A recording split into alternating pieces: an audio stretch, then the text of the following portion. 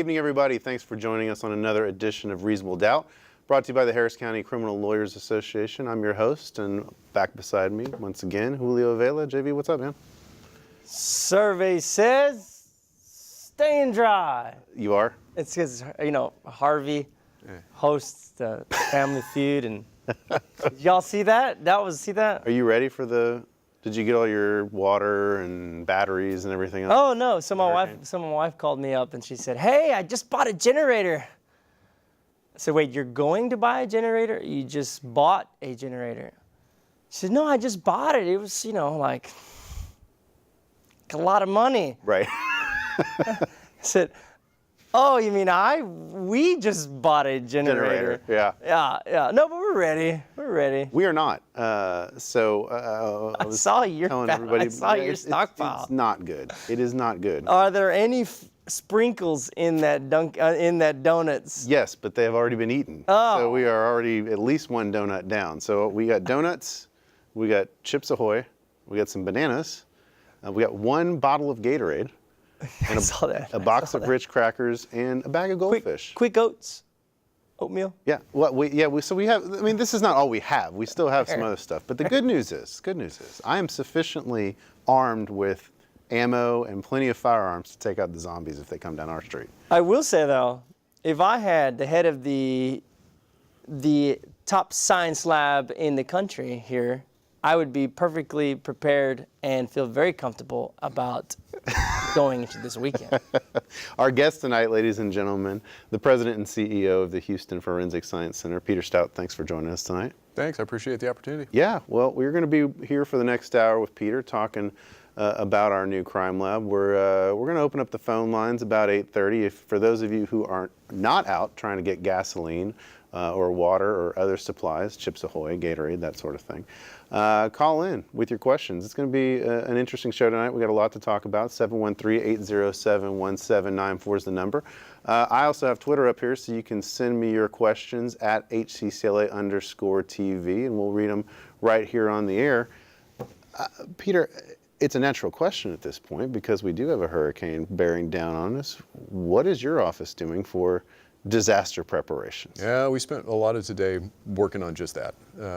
Shifting around, particularly for the crime scene unit, that put them onto 12-hour shifts so that we don't have people, try not to have people either getting stuck getting to their shift or getting stuck getting off their shift. Making sure we had dry ice in place if we lose power and have to put stuff in refrigerators to keep stuff cold. Making sure we got plastic to cover things up.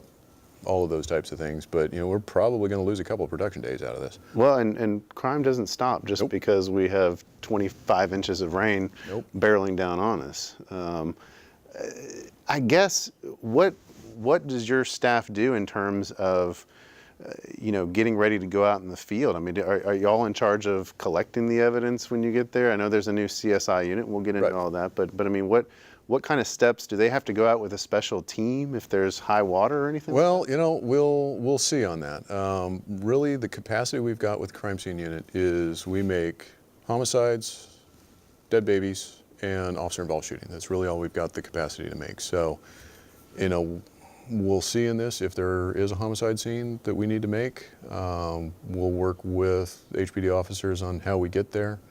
Hopefully there's not any of that, but that's how we get to that. It could be a real challenge for us. That's the part that really goes to the scene. Otherwise, in the laboratory side of things, we've got a little bit more latitude in there of being able to tolerate a couple of days that we are out production. And this is happening over a weekend. Typically, the laboratory is not operating over the weekend. But you know, when we have days out, it hurts turnaround times, and it has implications that rattle on for days after that. What about water intrusion or loss of power? I mean, are those real concerns? Yeah, it's a real concern for us. So what we'll do probably tomorrow is shut equipment down, cover stuff up with plastic, get evidence away from windows and back in places where it's secured. A lot of facility is a serious issue for us. The laboratory exists across 11 different floors in 4 different buildings. So, you know, some of the buildings we're in are much better situated for it. Some really we don't handle evidence in, so some are less of a worry, but on multiple floors, not all the floors have a roof on them that might leak. There's all of those things we worry about. Why is it that the lab is located all across so many buildings? So when the laboratory functions that started with HPD, so what HFSC did was we took over laboratory management in April of 2014. So there was what was the laboratory options came to HFSC. Well, we transitioned some of the people, we transitioned equipment, we transitioned the location. Laboratory space is expensive to build. It's a long process to get that stuff built. I mean, the county spent 10 years working on getting their new building put in place. So we've had to use facility that is there. We've got some additional space that we moved into a couple of years ago to give a little bit more space for us, be able to start moving some of the functions out of the HPD headquarters building. Right. But you know, the city's got financial issues. It's difficult to find the funding to build it. But that's why we kind of found the space that we've been able to find. You know, a lot of people, especially the defense bar, the defense lawyer bar in the county, has been very vocal that y'all are just the HPD Just crime the lab. HPD crime lab rebranded. With a new name and a new sticker. Yep. What's your response to that? I can understand that perception, and as long as we're in that HPD building, it's really difficult for people to see otherwise. I try to help people understand we are effectively a tenant in that building, like the McDonald's is at the base of the building. The security systems that control the access into our space are entirely under our control. It's entirely separate from HPD. We've got separate badges for that. HPD officers have to sign in just like anybody else into our spaces.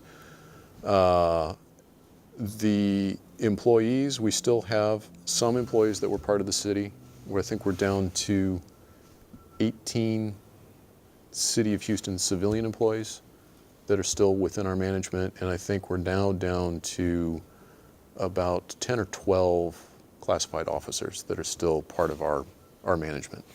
And you mentioned about the crime scene unit. That's transitioning to become entirely civilian here by the end of this calendar year. There's still, I think, 3 or 4 officers that are working within that group that will transition back to HPD here in about November. So there's a change in personnel, there's a change in the control of the space. I am very different from HPD. I came in from outside.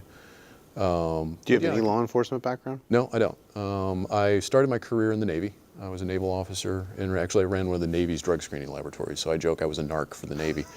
And then after I separated from active duty, I ran a commercial laboratory that did workplace drug testing and controlled substances testing, sports doping control. And then from there, and for the last 10 years before I came here, I was in the not-for-profit research sector. I had a group out of North Carolina that did research in forensic sciences, did some laboratory accreditation programs, proficiency testing manufacture. And then I've been here at HFSC for just a little bit, not quite 3 years. Is it important to you to not be identified as another HPD rubber stamp, or is it something that doesn't really concern you much? No, it is an important aspect to us of we talk a lot about independence, and in the forensic sector, the forensic industry in the whole nation, there's a lot of discussion about independence and what independence means. Right. Actually, the one that still resonates with me, I was listening to another fellow lab director, I forget from what state, and he was saying, you know, we've been independent for 30 years. Every time I talk with the police chief, he agrees with me. Not quite sure that's quite what it means. But there is how you construct the circumstance. There's a lot of different flavors of independence around the country. And this is a rather unique one that is closer to a governance structure that moves it somewhat out of government, and there's more insulation from some of the political pressures. But there are examples. Division of Forensic Sciences in Virginia reports directly to the governor. The Washington, D.C. laboratory, in spite of some of their troubles, they report to the mayor. The system in Alabama actually started within the university system, and so is within the university system. So there's a variety of flavors of this, but back in 2009, when the NAS report came out, are you familiar with the report that came from National Academy of Sciences that was quite critical of forensic sciences, and honestly, rightfully so. Yeah. And I was part of an organization called the Consortium of Forensic Science Organizations, which is the American Academy of Forensic Sciences involved in that, National Association of Medical Examiners. I was representing the Society of Forensic Toxicologists and the American Board of Forensic Toxicology in that. And there was a lot of discussion about, it's not so much what the management structure of the laboratory is, it's about the resourcing of the laboratory, it's about that the laboratory is sustainable and those types of things. And yeah, that's part of it. But the longer I've been in this, it's important for the laboratory to be separate from law enforcement and prosecution.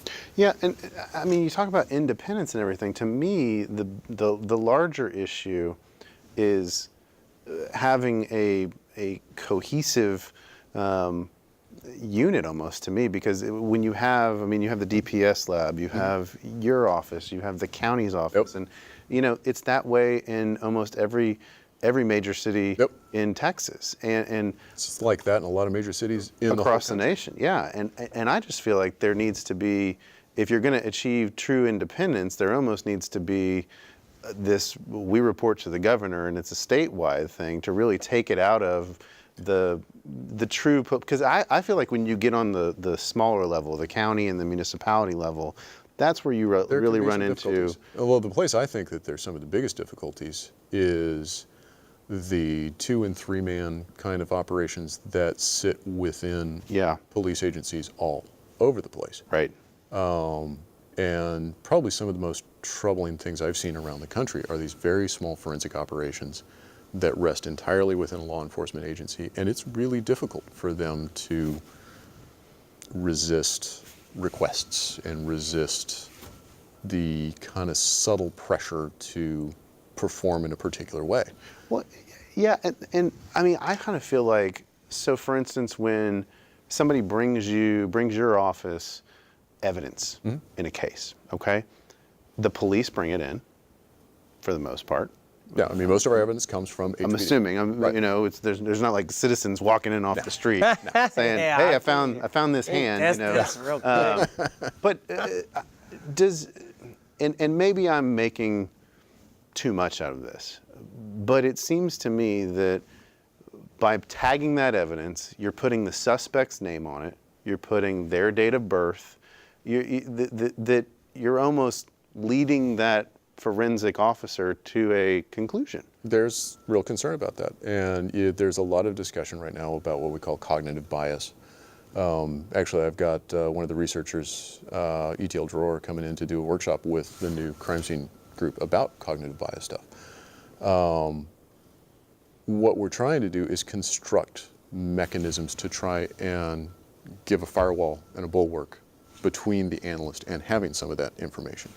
So what we discuss is a lot of things called either domain relevant or domain irrelevant information. There's information that we have to have in order to process a case effectively, appropriately. Like what? What's that? Well, it's understanding that this is to be analyzed for controlled substances and not necessarily DNA. It is, like with DNA, we have a lot of requirements around what is a CODIS eligible profile. So we have to have that information in order to know whether we can actually enter this in CODIS or not. In toxicology, you can't test for everything. We've got a suite of drugs that we test for normally, but we may have to have additional information to know we need to look for something unusual or a very low concentration that we wouldn't normally look for. So there's domain relevant information, but the domain irrelevant information, how do we get that separated from the analyst? Because it could be potentially biasing. It could do, like what you're saying. Across all of forensics in the whole country, this is kind of a new thing, because really the way laboratories have operated for decades in this country haven't really considered that potential. And I think We still have a long way to go. We've still got some systems we got to get into place to see it run as I would like to, but we've got some of the foundations of that. We've created, we call it client services, basically a front door where that kind of information is designed to come into, so we have as a system the information we need, but there's a means of now controlling what information actually passes on to the analyst. You say client services. Who's your client? Well, we have, you could call it stakeholder services, you could call it a lot of people. It is investigators, it's DAs, it's defense attorneys, it's people, it's that interaction with those outside justice system stakeholders. Okay. And you mentioned, so who do you report to? I report to a board of directors. It is a 9-member citizen board. They're appointed by the mayor and then they're approved by city council. Once they're on the board, the bar to remove them from the board is pretty high. It's basically a malfeasance cause kind of designation to remove them from the board. So the design of the setup was to offer some level of political insulation. But that's, I mean, they have fiduciary responsibility for the company. They have management authority. They can fire my butt if I'm not doing it right. That's who I report to directly. Is the board. Is the board. And we were supposed to have one of the board members on tonight. Anthony Graves was going to join us. Happy birthday. Yeah.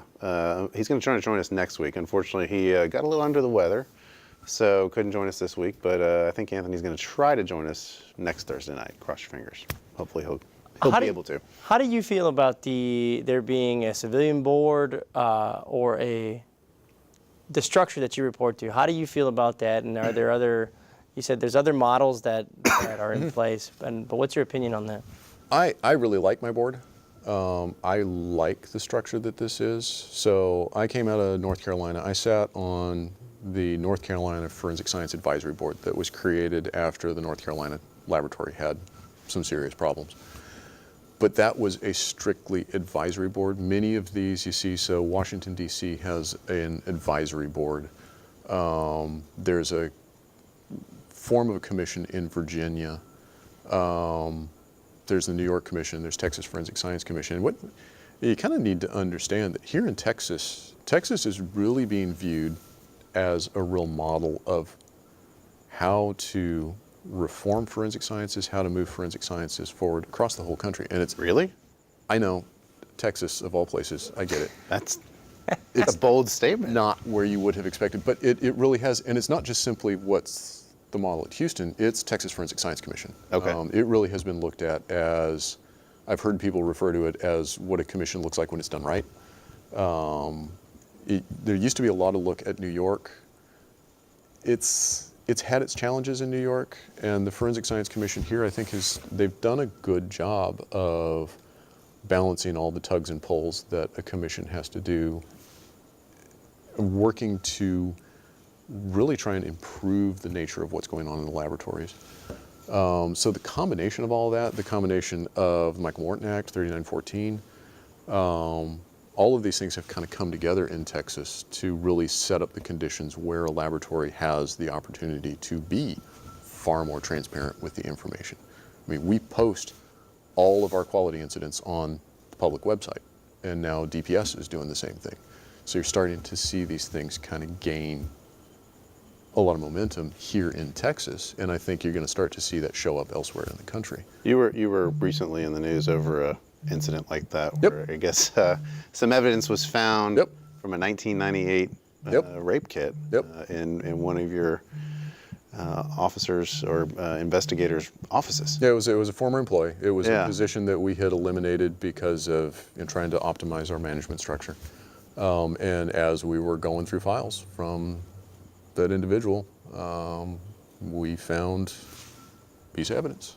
Now, looking at the circumstances of it, I'm pretty confident, because it was all in its DHL packaging. The report, so this was a case that was from 1998. There was a Chapter 64 post-conviction testing that had been ordered for it. That's what had it being shipped out in 2005 and coming back. The results from that made it where they were supposed to. So, it looks for all the world like they pulled the report out, got that where it was supposed to, set this down, and it disappeared into a pile and then ended up in a box. And 12 years later, we find it. I mean, I guess that's kind of the real difficult part of this is you guys really, as a forensic science, when you're using forensics to convict people in crimes, you should be held to a higher standard. It should be.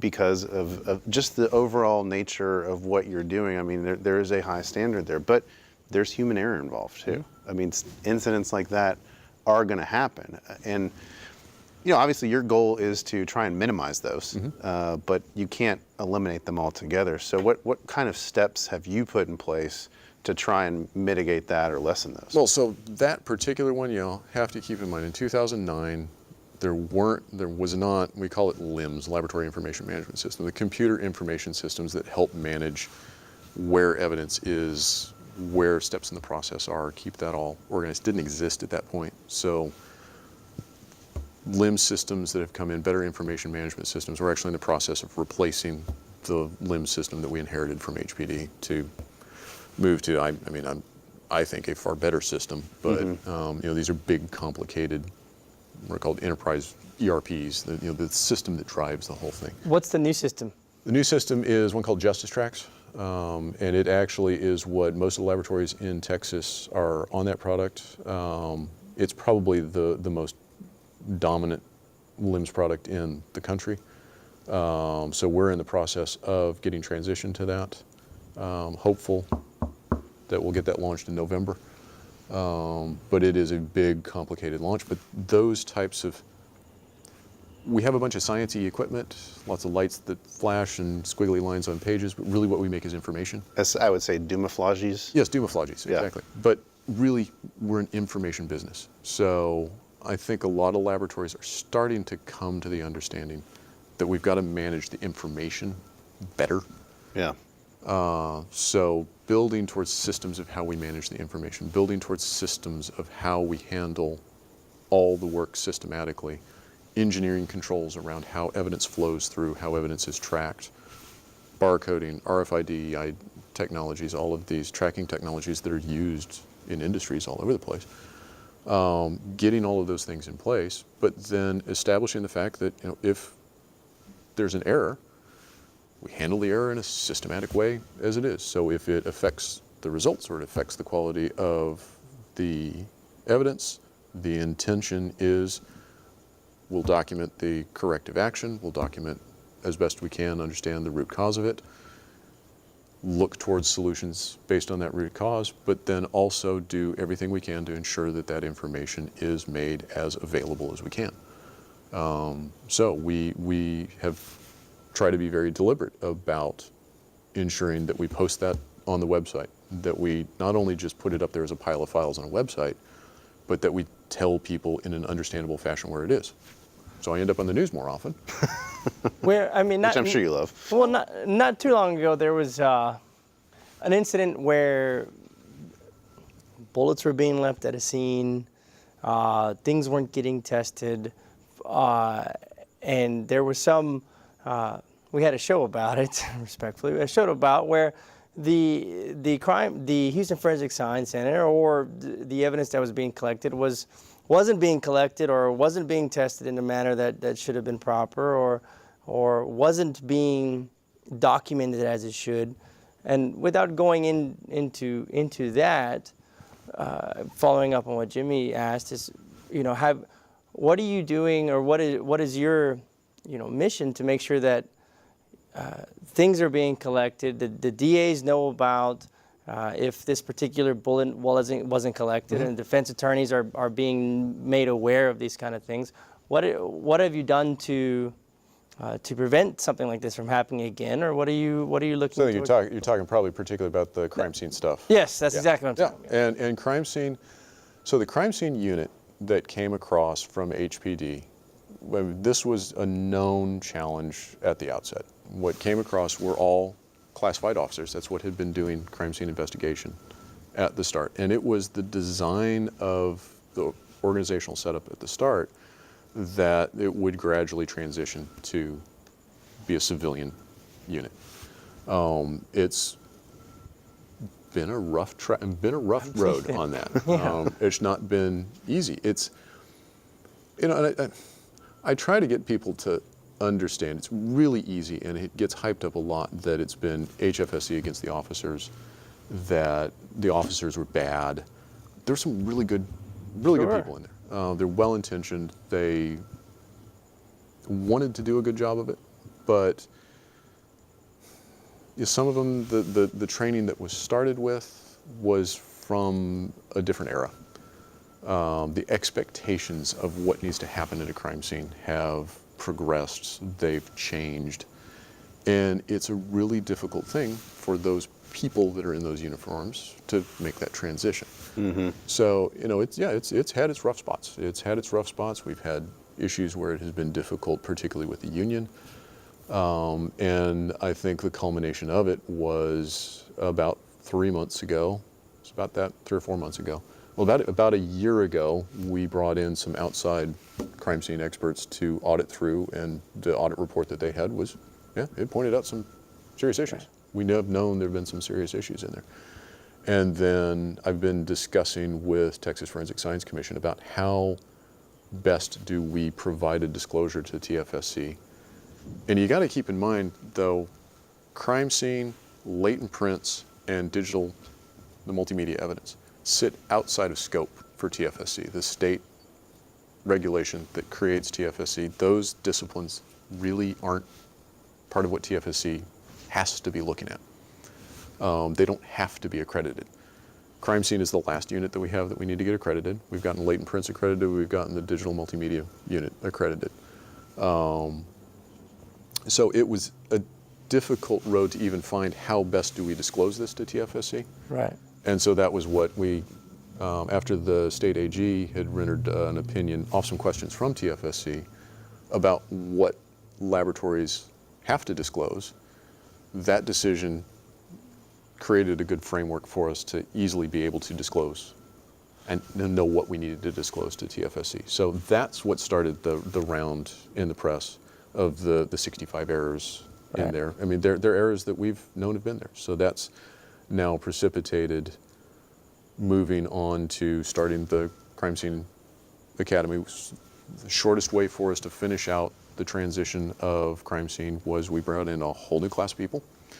We'll run them through as about a 400 plus hour set of coursework. Then that'll be followed by observed casework, observed testimony before we actually sign them off to do stuff independently. And that coursework includes stuff that we've got people from Public Defender's Office and the DAs and HPD and the medical examiner and, like I say, ETL drawer researchers that are doing research in this area. Are these, is this a design of you, the fact that you are here and that you're bringing these new standards into play here in Houston, Texas, or is it something that that's been duplicated throughout the country? I think there is a pretty universal drive, and there's places that are in various stages of it, of moving crime scene investigation to civilian. Traditionally, it has been something that has been uniformed law enforcement that do crime scene investigation. You see a lot of cities, like Austin is entirely civilian. Actually, Washington, D.C. is in this same transition. They're probably a little bit behind where we're at. They still have more classified officers in there than we do. So you see this transition in a lot of cities to civilians. So that part, I think, is we're following along a national trend on that. What we've done in terms of this Crime Scene Academy, this is something that we've put together of using from folks that we brought in, new folks that we've hired for crime scene, the management of it, experience that they have in training crime scene investigators, and we've taken their experience and training programs that they've worked with, put that together, and then added to it with an eye towards the current understanding or the current expectation around things like cognitive bias and how do we control for that. The objective is, how do we get this to perform in an objective, systematic fashion from the crime scene through the reporting, and systematically be able to provide the information in a usable format to as many people as we can. Yeah, we've reached, I just want to tell everybody we've reached the halfway point. Yeah. So if you have any questions, we've hit about 8:30 here. Call in. 713-807-1794 is the number. Peter Stout is our guest, CEO and president. He's got dual titles, ladies and gentlemen, of the... It's always good to have more titles. Exactly. You can never have too many. He's the Forensic Science Center. So still have Twitter up at HCCLA_TV. So send us your questions and call in. You were going to say about your titles? I'd say I joke. I did myself a disservice when I got out of the Navy because I lost an awful lot of letters. Well, you can keep them. You can still keep them. I kept the haircut. Right? Here, there's always going to be an inherent distrust of the government. Yep. And so what do you feel like you can do to help diminish those concerns by people? Because you are a government agency. I mean, we're a form of government agency. We're of government agencies that I've worked. I mean, I've worked for the federal government. I mean, this is a funny hybrid. It's a little farther from government than most of the governments I've either worked with or worked for. But no, you're right. It still is a form of a government agency. And I think there's this perception that, of course, politically, there's pressure within the government to make sure we get convictions. There's the private prison industry. There is, the tough on crime crowd that if we have people coming into court and saying, well, these results aren't exactly accurate, or this got screwed up here, or this got screwed up there, we got people walking on technicalities, then you start to maybe get political pressure from other people. But at the same time, the general public, if they don't see at least some balance in the system or some fairness in the system where people are getting those kind of results because investigators are willing to step up and say this wasn't done correctly. I mean, without that, it's almost a recipe for this. What we have is a distrust of government. Oh, no doubt. Within the criminal justice system. And I think I keep trying to find a way to explain it to policymakers and decision makers, and I've worked at this now for close to 20 years of trying to figure out how to explain this. My view on it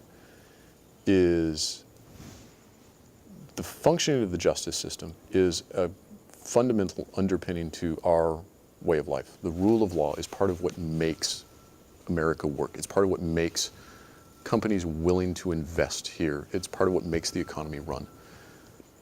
Underpinning that, and I think all of the NCIS shows, and this goes back really hundreds of years, it goes back to the start of the country, of people's desire to see the scientific evidence. I point out in a lot of places when I talk about this, do you know who George Wythe is? No. So George Wythe was the country's first professor of law. Somebody I probably should know. You probably should. Given the fact that I possess a law degree. You kind of help. And you're So the science nerd is educating the lawyer. right. Clearly, I will not a lawyer. nerd out with you any day, by the way. This is awesome. Okay. But George Wythe was, he was a signatory on the Declaration of Independence. He was so key he taught Thomas Jefferson. They saved him a place, because he was one of the last signatories on the Declaration of Independence. They saved him a place to sign. George Wythe lived to be 81 years old, and was murdered. He was poisoned. And at the time of the trial on this, it was billed as the trial of the century, and it was a battle of experts, and it was a battle over the fact that the scientific test for arsenic that was newly out there wasn't performed appropriately. The medical examiner's report, it was a coroner report at that point, but didn't do the autopsy properly.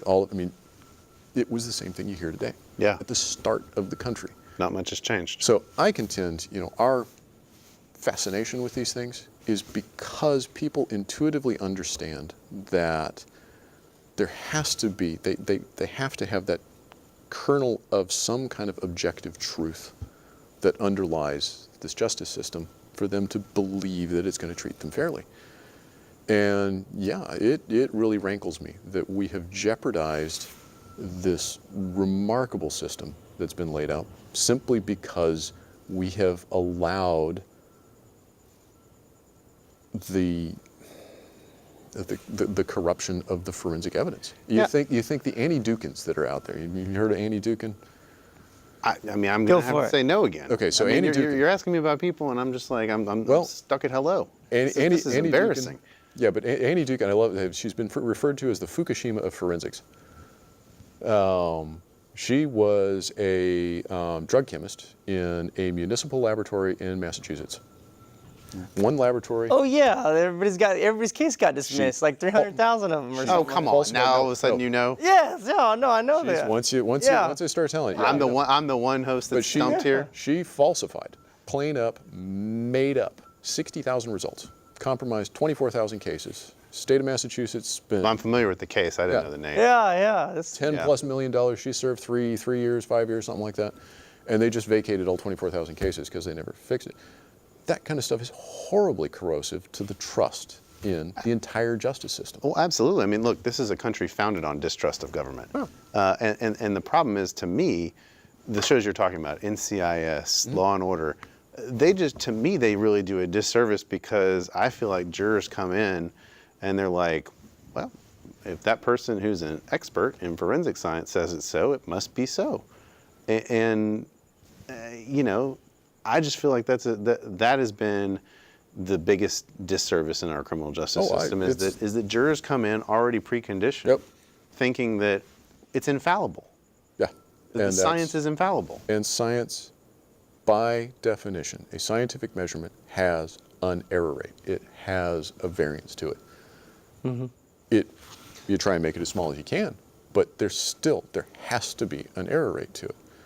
Now, your question in there someplace was, what are we doing to try and change the arc on this? I think this is in part because I've got a board that's very supportive of this. In fact, they're demanding of it. Good thing. Some of it is the transparency of the information. And it's not just throwing it all up there, but it's trying to make it there in an organized, searchable fashion that you can actually use. Put it there, but you've got to believe that we're going to put everything up there. That's going to take time. It takes things like this, of me coming, being willing to talk to anybody and everybody about what we're doing. One of the things I'm the most proud about, one of the things I really wish people would pay more attention to, I am a gigantic proponent of blind testing. So we've got a version of what I call blind controls that run in toxicology, latent prints, biology, controlled substances, and firearms. The goal is to get it across everything. But we manufacture case materials. So toxicology is the most mature on this. So it's actually an outside company that manufactures samples for us that then we mock up to look like cases. They're submitted in through HPD's property room, so they come to our system as though they're cases. They go through the system without the analyst knowing whether they've got hold of a case material or one of these mock cases. We know they're manufactured at different concentrations of drugs and alcohol, and they run through the system, and we can track that and now look at that. My goal is to have that run through the system at my number that I've picked. And I work with a number of statisticians to try and refine this. I've got a couple of proposals out on research to try and help refine this further. But to run these at a 5% rate so that there's enough of a chance at any point in time that an analyst knows they are going to be confronted with one of these. We've run about, in the last year and a half, we've run about 300 of these through the system. So they expect to see them there. We know how they should be performing. But it also gives us a handle on being able to evaluate the system. So like in toxicology, with what we've run through there, I can stay with statistical assurance. So at a 95% confidence level, I can say that there is no statistical difference between analysts. I can say there is no statistical difference between days. I can say there is no statistical difference between instruments, between pipetters. I can look at the variance of these known materials moving through the system and know that the percent variance of those results is, for most of the concentrations, less than 1%. So that's across analyst, across day, across calibration, across batch. Those are the kinds of power that allow us to evaluate the entire system, but also to help control for. I've scratched my head for years of how do you head off an Andy Dukin, somebody that is willfully after suborning the system. Somehow you have to put a control into the system that I mean, she's systematically One person. one person Yeah. doing that kind of thing. Sooner or later, you're going to see it in a blind. How do you when you see an anomaly or when you see something that's outside of your acceptable variance? What are the steps that you've implemented to correct or to address those things? So there are management structures as well as policies.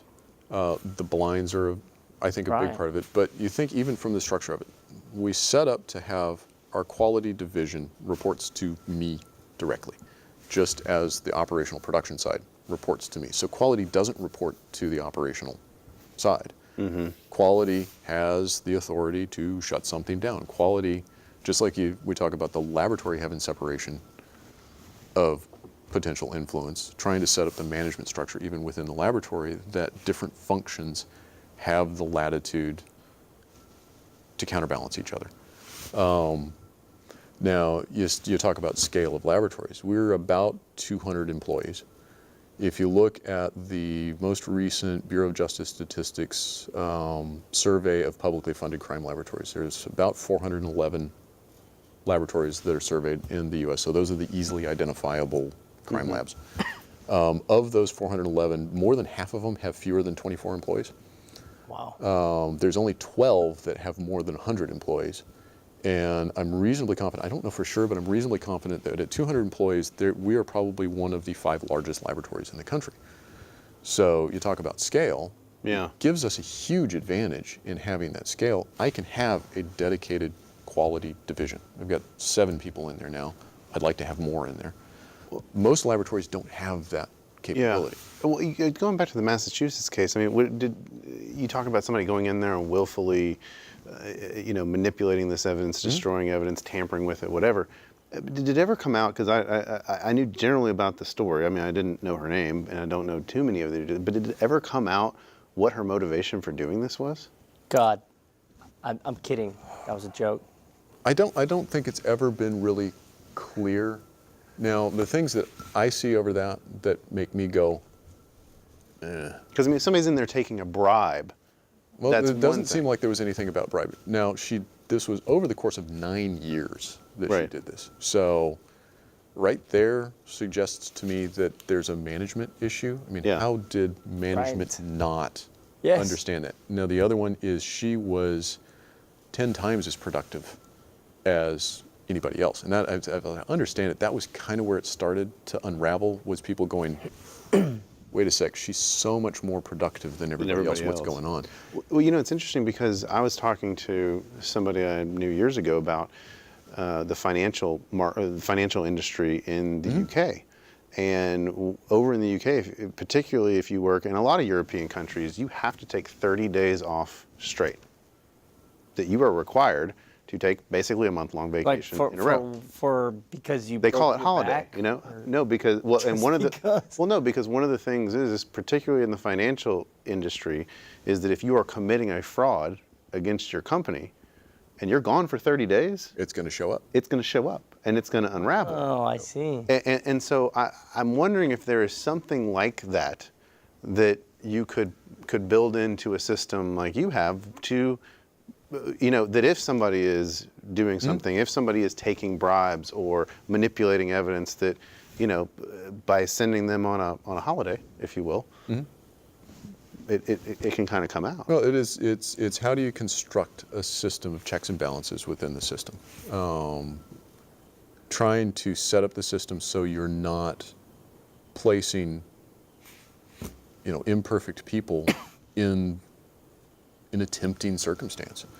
How do you set up the system so that you can try and detect issues like that? I guess that's why they hired you, right? Oh, I'm hoping. They Now, hired one of the things that we are looking to implement here, so we have blind materials that go through. We've got a system that we've added onto that of blinded re-verifications of work. So basically, you can think of them as postmortems or blinded random sampling of cases on the backside to re-audit and look at those cases.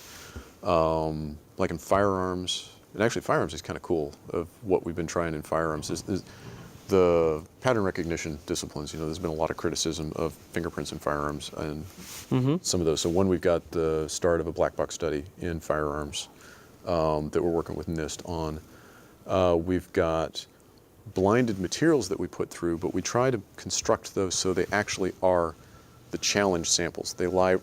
Try to construct them to actually be right on that line of where somebody might call it one way or the other, and deliberately go at that line.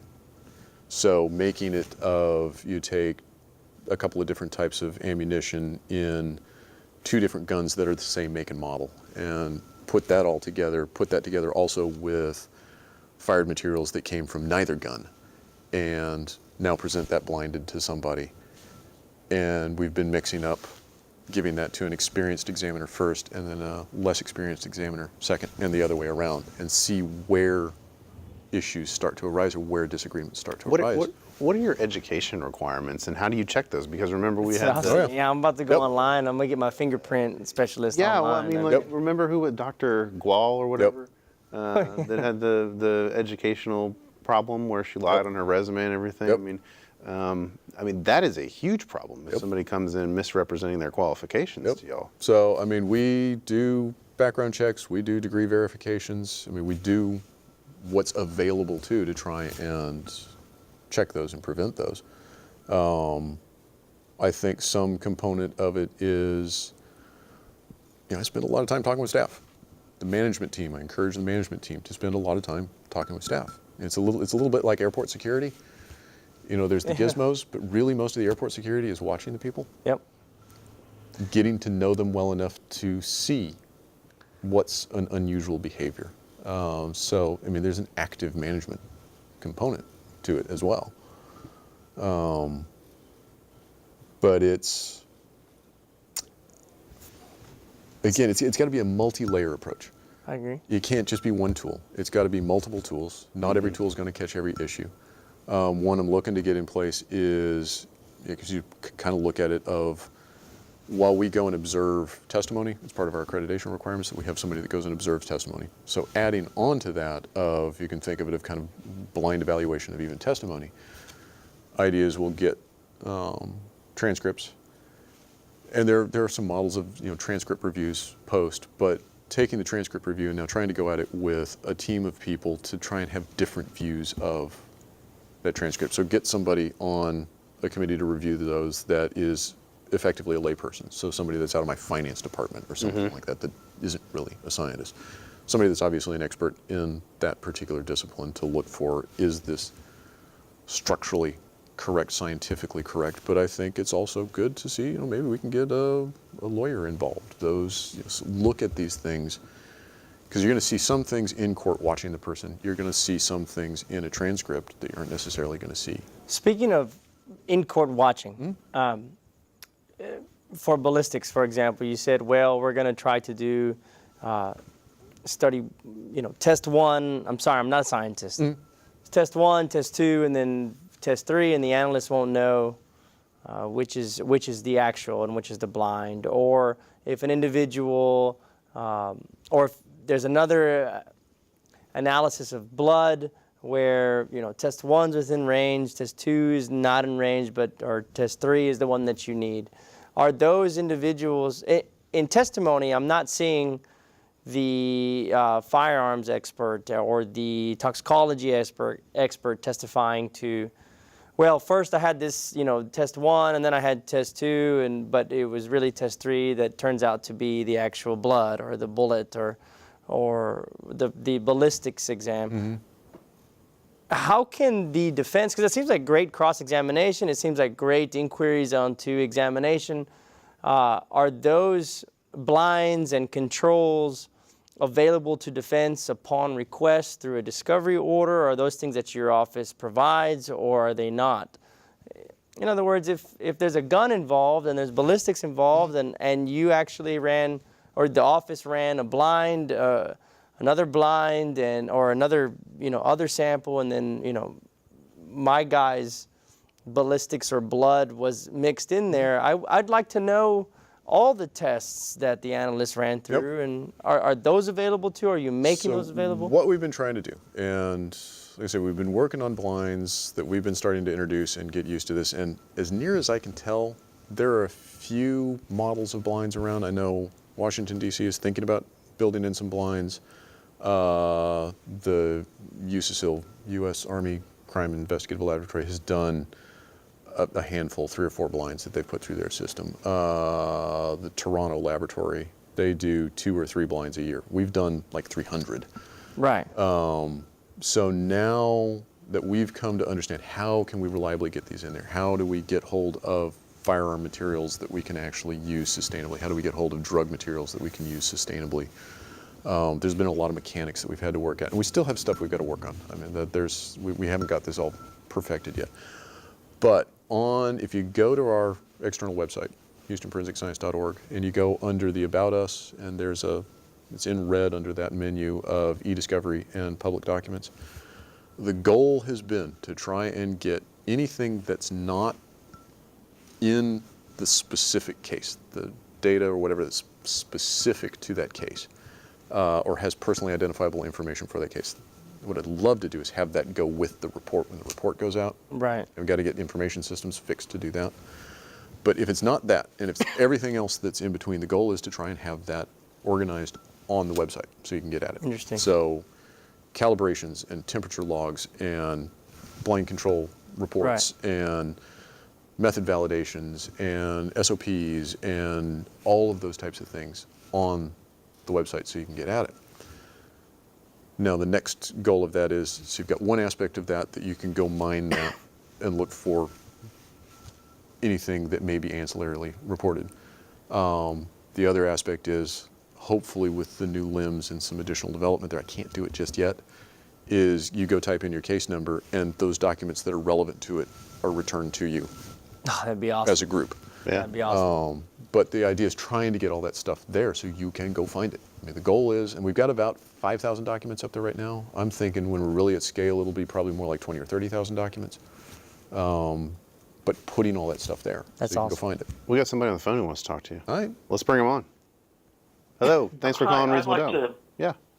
Yeah. Hi. I'd like to ask your guest what tests they want the FBI to do that they can't handle because they're too sophisticated, perhaps.